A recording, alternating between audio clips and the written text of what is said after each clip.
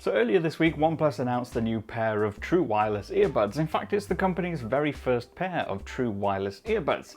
But it's safe to say they do look quite familiar. Ever since the AirPods launched a few years ago, there have been a number of lookalikes launched to the market, but with OnePlus's Buds costing about half as much as a pair of AirPods 2, could it be worth considering these instead?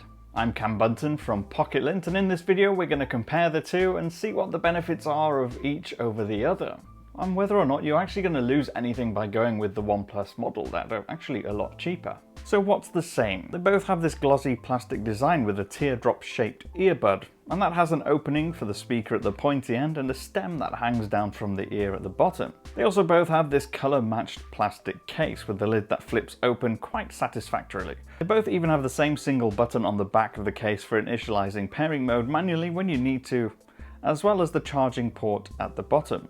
Now OnePlus has shaken things up a tiny bit by offering two different colours though. You don't just get this white model. They have a black model and also a migraine-inducing blue model. Now to where they feel kind of similar too, I'd say due to the slight difference in the size and the shape, the OnePlus Buds actually formed a slightly better fit for me. But neither has a truly secure feeling, although the lightness and the balance does mean that they don't tend to fall out in general everyday use. Also, the OnePlus Buds are splash resistant to IPX4 rating, whereas the AirPods aren't. Now one of the other things that's similar is actually the convenience of pairing them with your phone. Now if you have an iPhone, you first flip open the AirPods case, you get a big pop-up graphic on your phone screen to connect it up. Similarly, if you have a OnePlus phone from the last couple of years, you get a pop-up notification that drops down from the top, allowing you to pair quickly and easily. The difference here though is that with Apple having a much larger ecosystem of products and most of them able to connect to iCloud in one way or another, once you've paired it to your iPhone, it's also paired with your Apple Watch, it's paired with your iPad, it's paired with your Mac.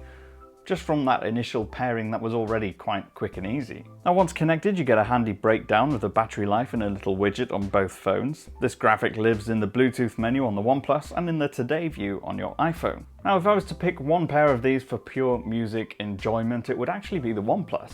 Despite the lower cost, the sound is just that bit meatier.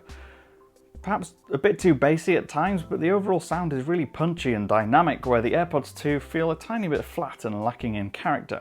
Both produce detailed sound, but I enjoyed the OnePlus Buds more. Plus they can get through 7 hours of music playback before they need to be put back in the case for refilling, and the case itself supplies an extra 23 hours, giving you 30 hours in total. For Apple and the AirPods, you get about 5 hours out of the case and 24 hours in total.